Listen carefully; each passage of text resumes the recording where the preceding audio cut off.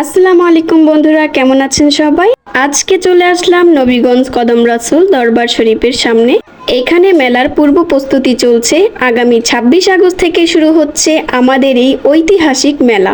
এ সময় দোকানিরা অনেক ব্যস্ত, তাদের দোকানপাট তোলার জন্য প্রস্তুতি নিচ্ছে। অবশ্যই সবাই চলে আসবেন, এসে আমাদের এই নবীগঞ্জ মেলায় ঘুরে যাবেন। নারায়ণগঞ্জের মধ্যে এমন কোনো মানুষ নাই যে নবীগঞ্জ কদম রাসূল দরবার শরীফ চেনে না।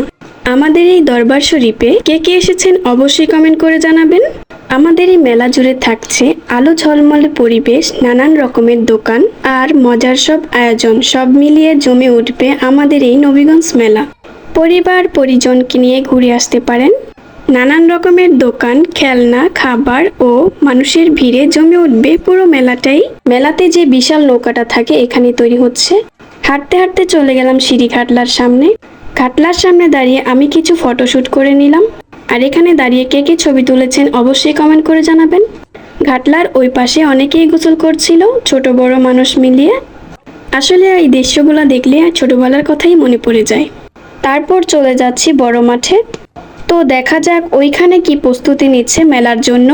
এখানে একটি সুন্দর করে লাইটিং করবে ওনারা, আর লাইটিংটা করার পর অনেক সুন্দর লাগবে দেখতে।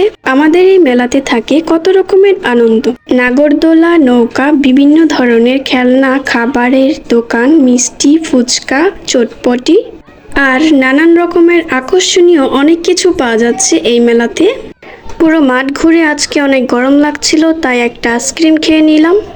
আমার মতো এই আইসক্রিম খেতে কে কে পছন্দ করেন অবশ্যই কমেন্ট করে জানাবেন। আজকের মতো ভিডিওটি এই পর্যন্তই। সবাই ভালো থাকবেন, সুস্থ থাকবেন। আল্লাহ হাফেজ।